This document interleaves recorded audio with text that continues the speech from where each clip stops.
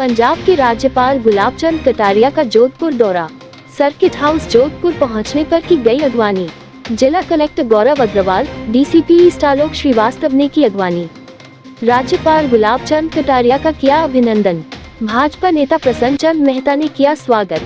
Circuit house प्रबंधक शरद बंसल ने की राज्यपाल की अगवानी।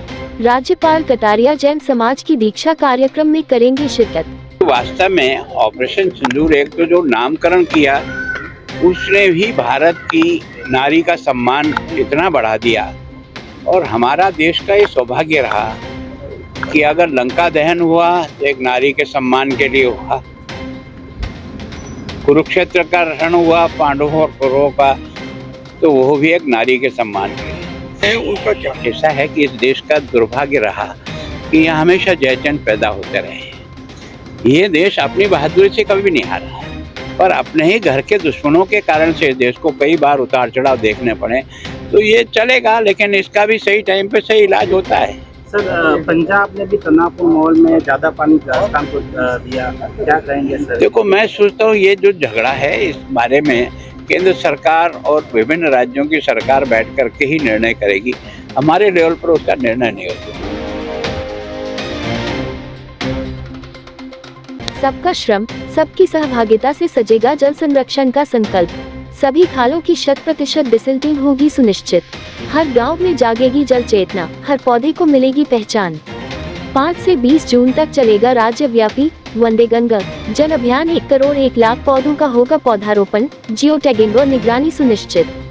जल संसाधन मंत्री श्री सुरेश सिंह रावत ने कहा है कि वंदे गंगा जल संरक्षण जन अभियान केवल एक सरकारी योजना नहीं, बल्कि राजस्थान में जन चेतना का प्रतीक बनने जा रहा है। यह अभियान वर्षा जल संग्रहण, पारंपरिक जल स्रोतों के संरक्षण और जन सहभागिता को केंद्र में रखते हुए एक जन आंदोलन का स्वरूप लेगा। उन्होंने कहा कि इसे सबका श्रम, सबकी सहभागिता की भावना से चलाया जाना चाहिए।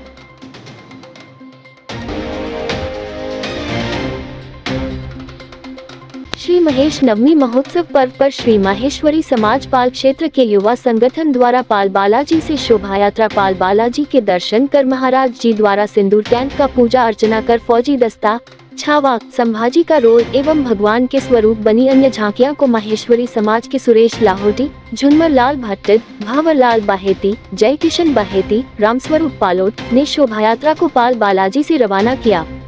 समाज मंत्री नंद किशोर शाह और उप मंत्री राधेश्याम डागा ने बताया कि सर्वप्रथम माहेश्वरी भवन रातानाडा में और समाज के विभिन्न मंदिरों में भगवान महेश का पूजन व अभिषेक हुआ। तत्पश्चात समाज सेवी स्वर्गीय दामोदर बन की मूर्ति का पूजन हुआ। महेश नवमी संयोजक जितेंद्र फोफलिया और शोभा यात्रा संयोजक सुरेंद्र जाजू ने बताया, इस अवसर पर सम्मानीय विशिष्ट अतिथि माहेश्वरी महासभा के सभापति संदीप काबरा और समाज सेवी और उद्योगपति शिव सोनी थे। शोभा यात्रा उप संयोजक देवेश बंद और कुलदीप शाह ने बताया कि भगवान महेश का आशीर्वाद लेकर शोभा यात्रा शहर के विभिन्न स्थानों से निकलकर नई सड़क पर एकत्रित हुई और भीतरी शहर होते हुए माहेश्वरी न्याती नोहरे जालोरी गेट पर समापन हुआ। इस अवसर पर समाज के गणमान्य लोगों का माल्यार्पण करके साफा पहनाकर स्वागत किया। जीनगर समाज सेवा समिति ट्रस्ट जोधपुर के समर कैंप में झलक बच्चों का उत्साह। जीनगर समाज संयुक्त महासभा समिति जोधपुर की ओर से आयोजित समर कैंप में बच्चों का उत्साह चरम पर है। अध्यक्ष जानकीदास चौहान ने बताया कि आज बच्चों के लिए मानसिक तनाव से मुक्त रहने के गुर दौलतदाबी तथा स्वच्छता एवं पर्यावरण की रक्षा पर व्याख्यान आयकर अधिकारी नरेंद्र सांतला तथा प्रेमराज आसेरी ने दिया। बच्चों का उत्साह बढ़ाने के लिए सलाहकार प्रकाश पवार, व्यवसायी विनोद चौहान, आध्यात्मिक प्रकोष्ठ के दौलतदाबी, पूर्व महासचिव पूनम चंद दाबी, अचल दास सोलंकी, धर्मेंद्र राठौर, मुकेश चौहान, जैसाराम जीनगर, श्याम सुंदर राठौर, जादूगर गोपाल, कार्यक्रम संयोजक शंकर लाल एवं दमयंती चौहान, महासचिव नेमीचंद जिंदल जीनगर, मुल्तान राम पनवार, अमित लाल खत्री आदि उपस्थित रहे।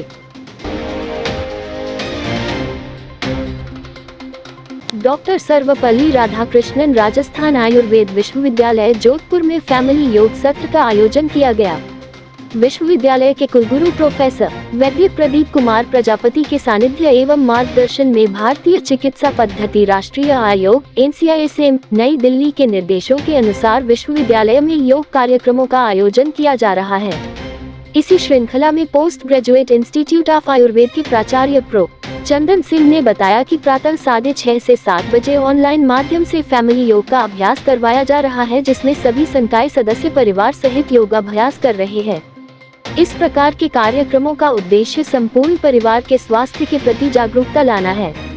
University college of naturopathy and yogic sciences के प्राचार्य व अंतर्राष्ट्रीय योग दिवस समन्वयक वैद्य चंद्रभान शर्मा ने बताया कि विश्वविद्यालय में 2 जून से 15 जून तक फैमिली योग कक्षाओं का ऑनलाइन संचालन किया जा रहा है। शिक्षा के क्षेत्र में अपनी अध्यापन शैली के चलते विद्यार्थियों में सभी के आदर्श सेवानिवृत्ति व्याख्याता ज्ञानाराम सोनी के सूरत प्रवास पर उनके पूर्व शिष्य एवं ग्राम वासियों का स्वागत हेतु सैलाब उमड़ पड़ा।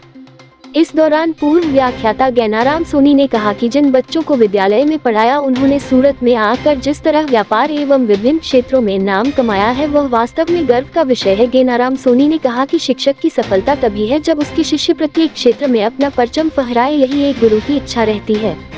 इस दौरान सोनी ने विभिन्न पारिवारिक सदस्यों से मिलते हुए उनके कुशल क्षेम लेते हुए ग्राम वासियों के वहां चल रहे कार्यों एवं शिक्षा के क्षेत्र के साथ ही विभिन्न क्षेत्रों में निर्वाह की जा रही भागीदारी के संबंध में भी जानकारी ली। थे आज के मुख्य समाचार। विस्तार से जानने के लिए पढ़ते रहिए दैनिक नवज्योति। दैनिक नवज्योति के YouTube चैनल को सब्सक्राइब करें और ताज़ा अपडेट के लिए बेल आइकॉन दबाएं।